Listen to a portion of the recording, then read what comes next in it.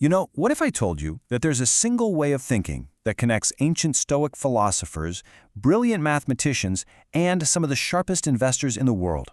Well, there is. It's a mental model called inversion thinking, and honestly, it might just be the most powerful tool you're not using. But first, let's get real for a second. Think about it. You've got this brilliant plan, right? Every step is mapped out, you have that first burst of excitement, and then, almost inevitably, it just goes completely sideways. Why? Why do even our most carefully crafted plans seem to have a built-in self-destruct button? Well, the problem is that we usually think in only one direction, forward. We picture this nice, clean, straight line from where we are now to where we want to be. But life, as you know, is messy. Inversion thinking takes a detour on purpose. It forces us to wade through that failure zone first, to deliberately ask what could go wrong here, so we can build a path that isn't just optimistic, but one that's actually resilient. To really get why we need that detour, we first have to understand the trap of our default setting. See, our brains are naturally wired for optimism, and that creates some very, very predictable blind spots. Yeah, our brains come with some, let's call them standard issue bugs. You've got the planning fallacy, that little voice that says, oh, this project will definitely be faster and cheaper. Then there's confirmation bias, where we basically become detectives looking only for clues that prove we're right. And my favorite, survivorship bias, where we copy the morning routines of billionaires, completely ignoring the thousands of people who did the exact same thing and went broke. Each one of these makes a simple, straightforward plan incredibly fragile. So if our own brains are kind of working against us, how do we fight back? Well, we don't fight forward, we invert. We literally flip the entire problem on its head. And this isn't about being a pessimist, it's about being a strategic realist.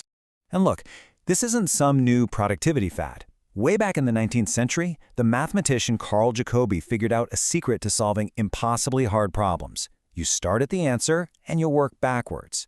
His mantra was simple but absolutely profound. Invert, always invert. And this brings us right to the core of the whole idea. You stop asking, how do I succeed? And you start with a much more interesting, much more powerful question, how would I guarantee failure? See, once you have that list, all the dumb mistakes, all the potential disasters, you know exactly what you need to avoid.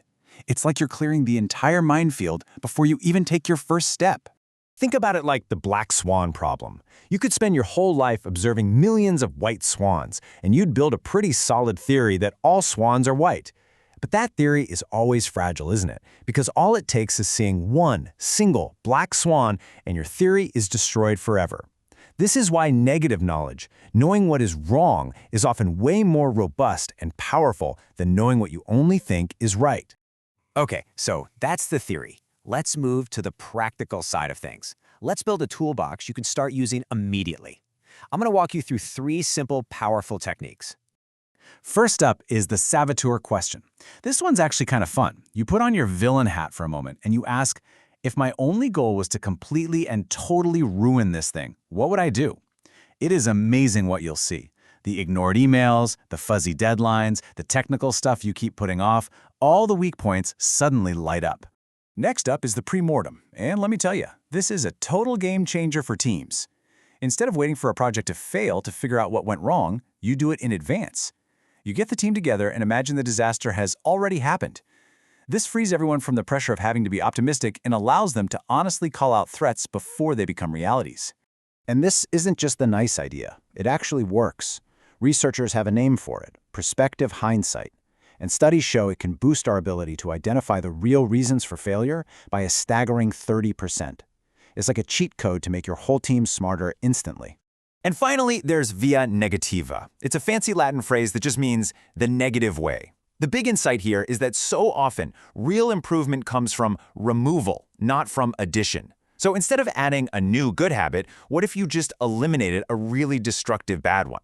Instead of adding new features to your product, what if you just removed the friction that makes your users crazy? Subtraction is often the most powerful form of progress. So we have the theory and we have the tools. But where does this stuff really shine? Well, this isn't just for planning your next project. This is a strategy for navigating the messy, high-stakes complexity of real life. Just think about Apollo 13. When that explosion happened, Mission Control didn't waste a single second asking, how do we get to the moon? They inverted the problem instantly. How do we stop these men from dying?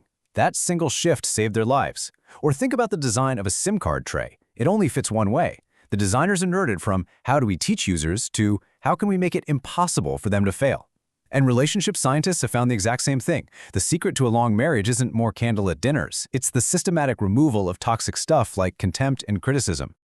And this brings us to the perfect summary of this entire philosophy, from the legendary investor Charlie Munger. The goal isn't to be a genius. The goal is just to consistently avoid obvious mistakes. Winning in the long run is so often just a game of not losing. So I'll leave you with this final thought. Think about your biggest, most important goal right now. Got it in your head? Okay. Instead of asking what you should start doing to achieve it, ask yourself this.